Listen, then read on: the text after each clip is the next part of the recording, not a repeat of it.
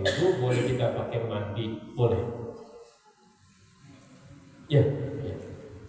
Kalau alat Pak, kopi itu masuk kan barang alat masuk. Nah, jadi gini. Jadi apabila kopi kita kemasukan lalat, pertama sebelum saya jawab ke masalah hukum najis dan tidaknya, saya bahas dulu masalah aspek kesehatan. Baginda Nabi bersabda, di salah satu sayap dari lalat, inna fi ihdal janahaini, salah satu sayap dari lalat itu daun, ada penyakitnya. Wa fil ukhra dawaun, di sayap yang sebelahnya lagi, mau yang kanan mau yang kiri, itu ada dawaun penawarnya.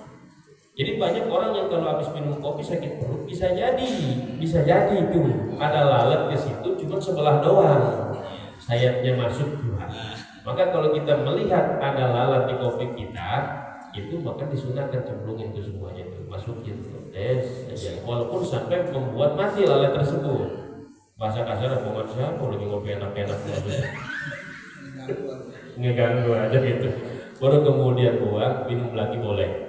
Kenapa boleh? Contohnya, kenapa boleh? Karena lalat ini termasuk hayawan la nafsalaha sailatun, la damalaha sailatun, hewan yang tidak punya darah mengalir.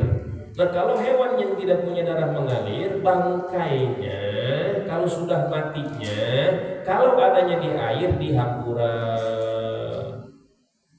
Hewan yang tidak punya darah mengalir, nyamuk, orang betuk, lalat. Kalau cicak ada nggak darah mengalirnya?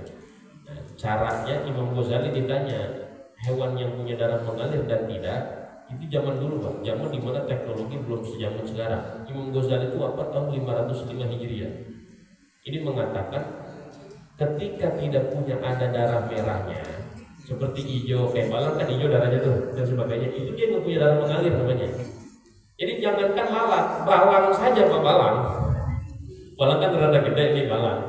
Belalang ada di kopi kita, mati kena panas, maka balangnya buang, kopinya minum. Balangnya buang, kopinya minum. Kalau tikus bagaimana Ustaz? Najis. Kalau tikus najis, ya. Cuman kalau mati, awas nih Pak ya. Kalau tikusnya mati, awas nih, awas. Tikus itu hewan yang memang dihukumi suci, cuman warmakulul lahmi, sama seperti kucing. Hewannya suci ketika masih hidup, cuma tidak dikonsumsi dagingnya.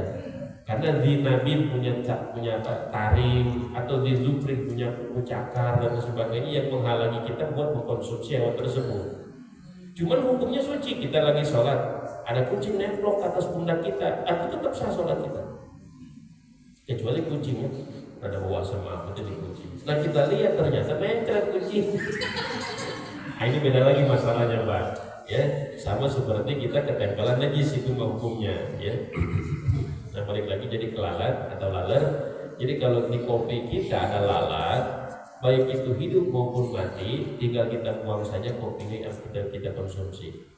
Ini dihampura najisnya.